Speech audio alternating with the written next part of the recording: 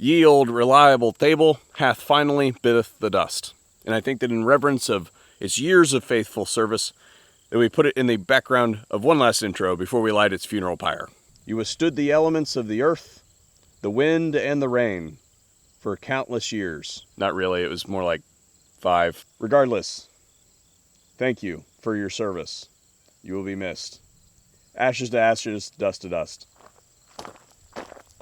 Today's video we're going to be talking about something that's a little bit out of the ordinary for the channel, and a lube.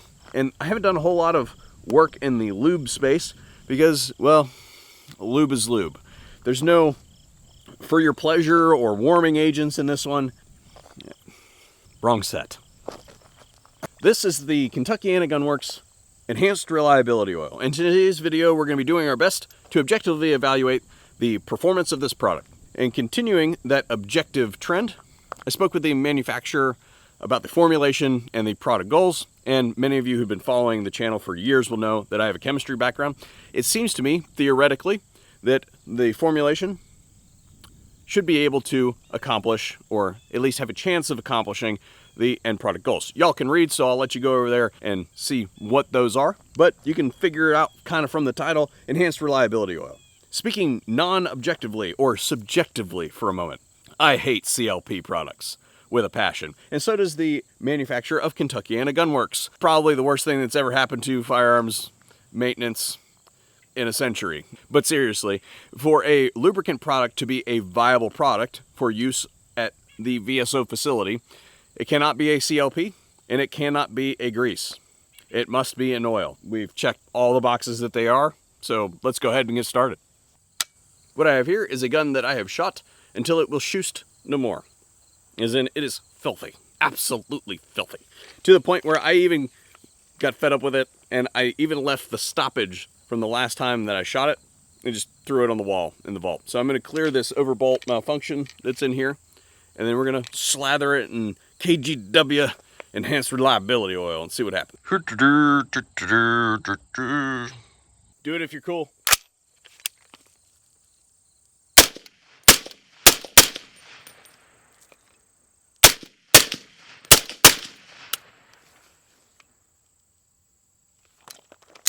Last round.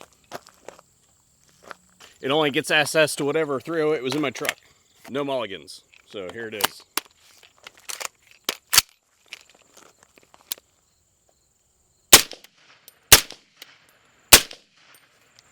We're going to go for the shaded look today, because if I have to look in those freaking lights for another second, I'm going to lose my mind. I think that the best place to start would be where I got introduced to this product. First and foremost, they contacted me and see if I wanted to test their stuff, and I'm like, sure, why not? But I had seen them previously in an Instagram post. Hello? Meow. Meow. If you are in possession of all of your mental faculties, or at least to a degree that any of us can be, it is your civic duty to waste the time of individuals who would conduct themselves in a predatory manner against those that are less fortunate than you. This is simply me practicing what I preach, such to the point that we interrupted a video to do so. I think we were talking about Instagram. Yeah. So on that post, what they had published was a test that they conducted where they took their product, applied it to some cleaned up steel, treated some of them with nothing, just left them outside, and others they bathed in a bath of salt water before they did that. And the results were fairly stunning. So I thought, you know what? I got to test to see if that was real or if this is just some tomfoolery that they pulled off for the internet. 2 treated, 2 untreated, 1 of each put in a bath of salt water for a day, and the other I just left out.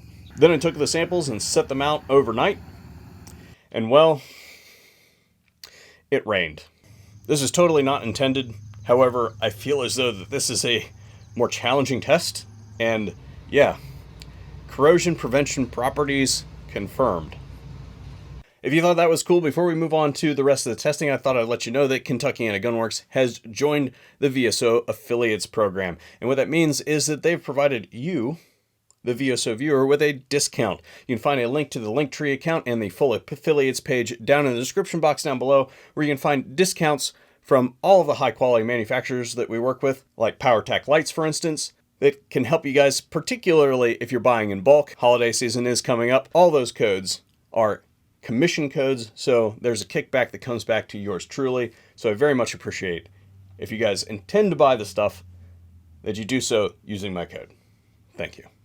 Here's the thing about lubricants. Sometimes they can be temperature specific, as in, I live in Ohio and it gets cold here. In fact, it's going to start getting cold here pretty soon. So I was like, you know what? I wonder if this stuff's any good in the wintertime. I found this out the hard way because I've used lubricants in the past that definitely were not made for wintertime. Frog lube. So I set up a test using locking nuts and bolts and basically treated some of them, didn't treat others. First and foremost, room temperature. Okay.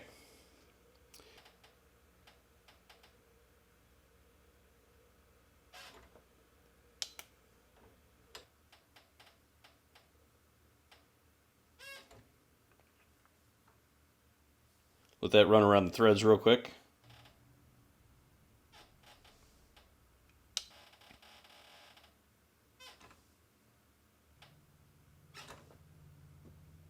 I then took a set and put them in the freezer for about 4 hours.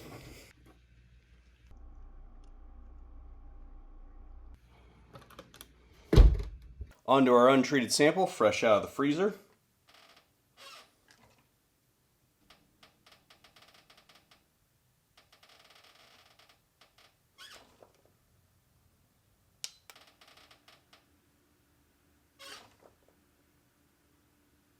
Onto our treated sample, fresh out of the freezer.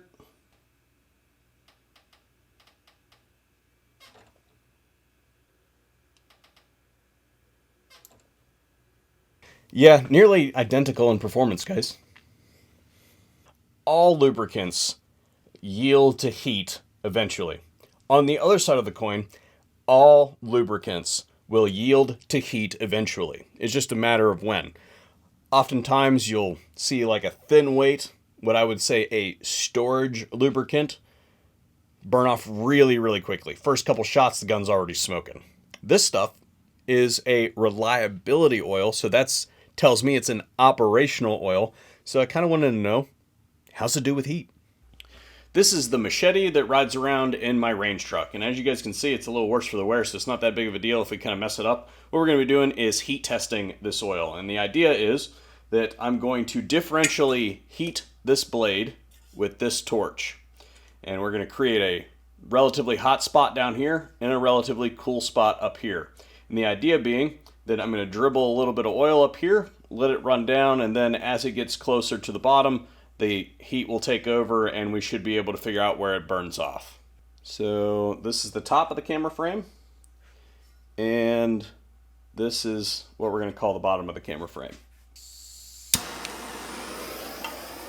Room temperature is 75.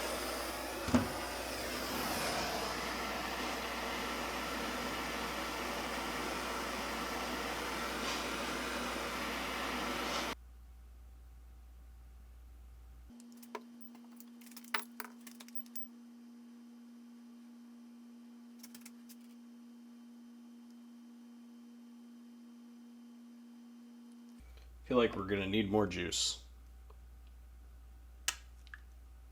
Oop, too much. Way too much. Okay, so we got some boiling right at 250 degrees-ish. So what I'm going to do now is I'm just going to kind of pick a spot. We'll go ahead and go with this spot right here, which is marked by the magnet. And I'm going to confirm our results by heating.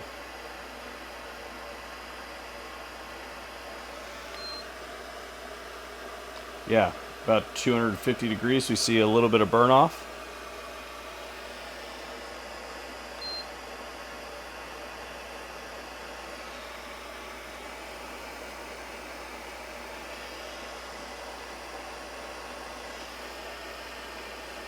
Looking at the previous footage, I feel as though the heat analysis is somewhat incomplete. And what I mean by that is, if you look, we saw burn off somewhere around 250, 290 degrees, something like that, and then stabilization, which leads me to believe that only part of the mixture is burning off. So I got on the horn, talked to the manufacturer, and sure enough, there is an anti-carbon compound, so something that helps break up carbon. And if you know anything about that kind of chemistry, usually those compounds are semi-volatile compounds. Yeah, semi-volatile, 250 degrees, seeing some burn off. So what I think we're going to do today is what I have down here is my scale, relatively coarse scale, and I'm going to go ahead and pour some oil in here, heat this stuff off, and see if we get that 250 number again. And then what happens after we get some burn off. We haven't reached the point where this thing is igniting by itself, just by being at temperature. The flame itself is doing it. We still don't see auto ignition at roughly 500 degrees.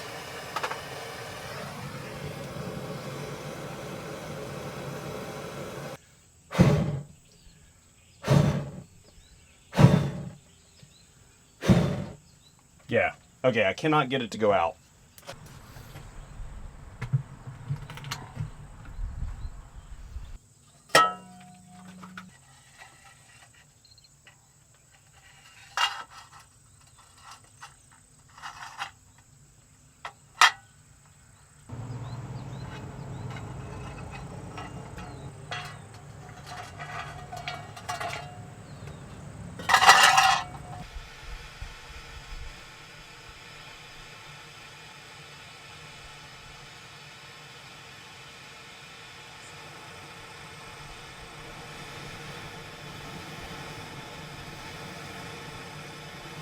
There you have it, folks. And the last thing I could think of that was relatively pertinent to any oil that you're going to use on your firearms is we've all cleaned a firearm, and then particularly a rifle or shotgun, long gun of some kind, and leaned it up against the wall. And then we come back next time we go to use it, and the grip is like all oily, or there's a puddle on the floor or something like that. My question is, how bad does it run? This is why I don't even lube tester guns. I just send them back when I'm done with them. So I took a bolt carrier group, put a single drop on the tail, and tracked the drip over time.